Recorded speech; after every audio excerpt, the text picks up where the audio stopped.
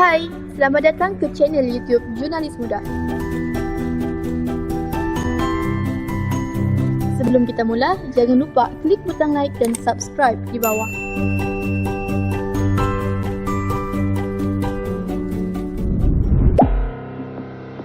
Video kali ini memaparkan respon seorang doktor pakar bedah berkaitan sistem pembelajaran online sekarang. Saksikan.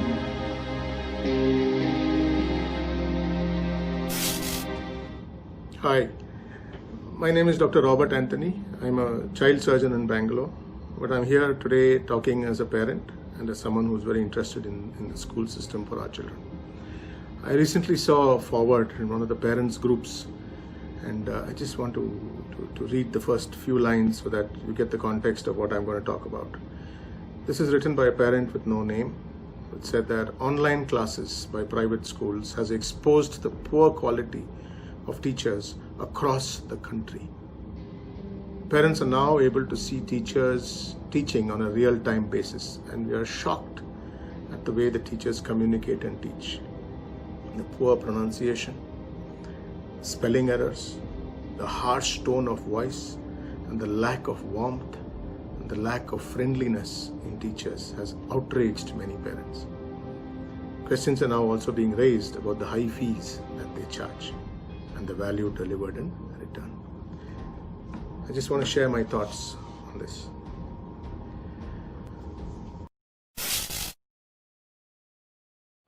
I'm a surgeon for more than 20 years, and I'm pretty good at the job that I do.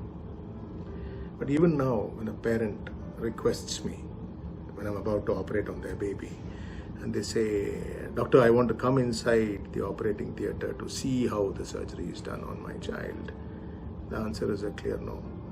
There are many times the parent is themselves a doctor or a nurse, and when they request it, most surgeons all over the world don't allow it. This is basically because no matter how skilled or experienced you may be in your job, doing it while being watched live changes the stakes, even for the most simple job.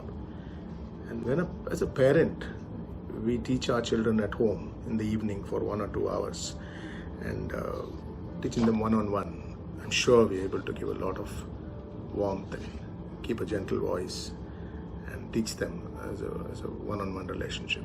But even there, honestly, when I've tried it, I do end up raising my voice and being a little unfriendly to my child when he doesn't listen. Put yourself in a situation where you're handling 20 to 40 students. Even under one roof in the real classroom, it's not easy. But they've learnt how to handle that.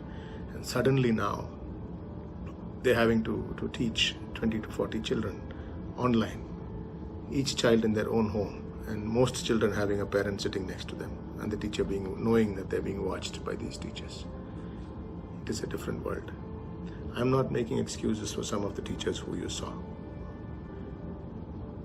But I'm saying let's not tar all our teachers with the lack of respect for them.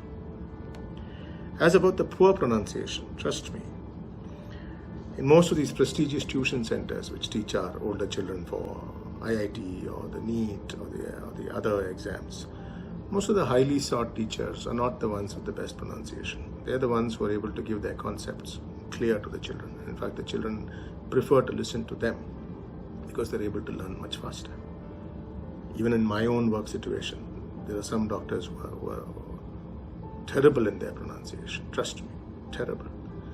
And they come across quite rude as well. But their work is excellent. At the end of the day, in some professions, it is the end result which matters, not the presentation. I'm not saying that that it's an excuse, but let us be patient.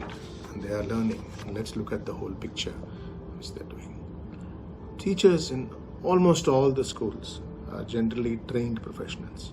If you have a doubt about their training, if you think that your school is employing untrained people, go check, double check, look for proof that they are trained. And they're trained in their subject, and they're trained in handling kids under one roof, under their direct supervision. They've not been trained in handling 40 children in different homes at a distance. Working from home comes naturally to some of your professions. It comes to the software people, it comes to maybe the call center people, or technical, financial people. It doesn't adapt itself to schools very easily or to hospitals very easily. I'm struggling. I'm doing online consultations now because of the corona period, and it's really hard. And I've tell my patients, I said, look, I can do this much on a telephone session with you, but if I can't figure it out, I'll have to wait till you come back, and then I'll check again. And all I'm asking is, please don't put additional stress on these teachers who are learning. Some of them are not young and they've never done an online class before. Let's give them the patience. Future might well be homeschooling, because this might change the world of education completely. And I'm sure then that those of us who attach a lot of importance to the concerns which have been raised will be able to then do it from home and in a far better environment. And you are completely at liberty to choose this in the future. For now, don't be in a hurry, don't be harsh. And in fact, the government of India has already provided the platform for open schooling, the NIOS, which will facilitate this in case some parents do move on to this, and they might well do it. There was an attempt to link this poor performance, as you perceive it, to the high fees which are charged by the school managements. If you have a concern with the fees, take it up with the school managements, or take it up as a parent body with your school management together. I'm sure the concerns are legitimate, but please don't drag our teachers into the fee issue.